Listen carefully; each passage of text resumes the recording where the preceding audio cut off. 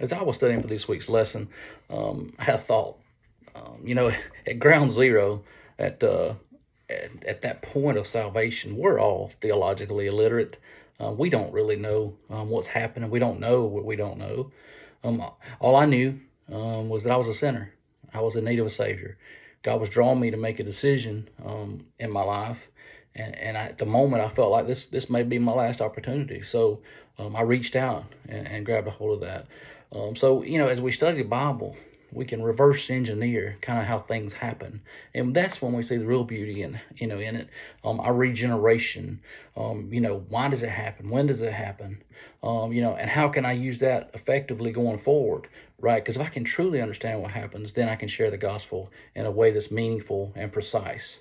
So what's the problem? What's the real problem? Obviously, if we go back to the garden, we see God makes a promise. He said, if you eat that fruit, you're gonna die. And so Adam ate the fruit. It didn't really seem like he died, but the thing was, we're made in three parts, just like God is made in three parts.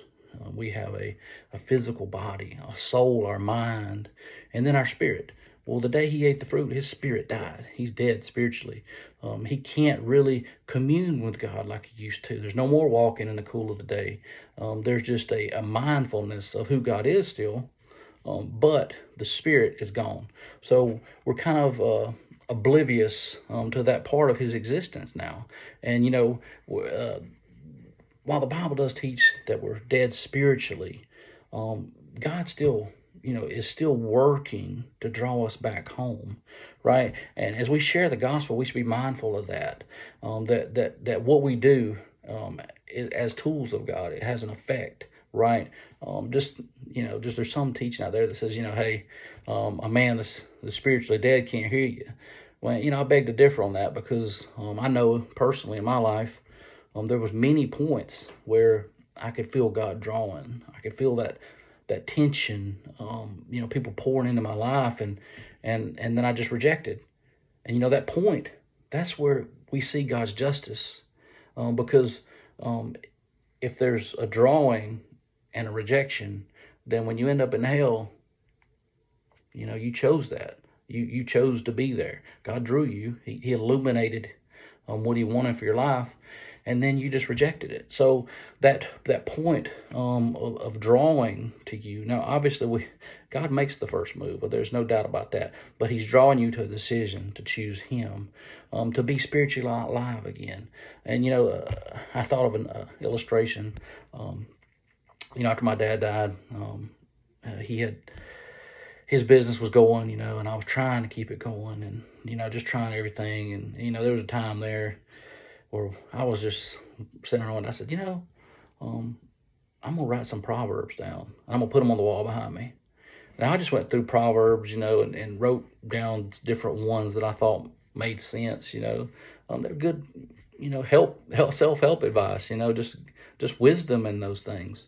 But it really didn't mean anything to me. I couldn't see much beyond what was just on the surface. And after I got saved, I started reading the Bible, and I'm telling you, I can still remember like it was yesterday in Acts 7.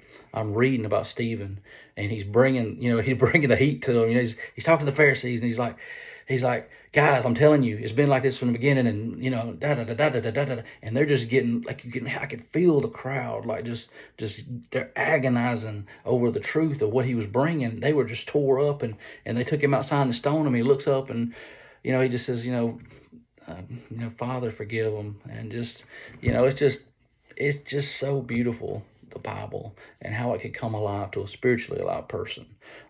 So to be made whole again is to have that awareness of spirit, to be born again, and that's the difference between being dead spiritually and alive spiritually. So why is all this important? So we need to know as we go through this world as tools of God. The Bible tells us Paul planted, Apollos watered, God gives the increase. Obviously, God is the one who saves people. But as we go, we can share and tell others about His goodness and help with that drawing. We're His tools. We're used by Him.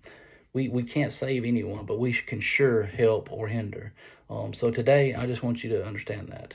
You are a tool of God. So get out there and get used. Thank you.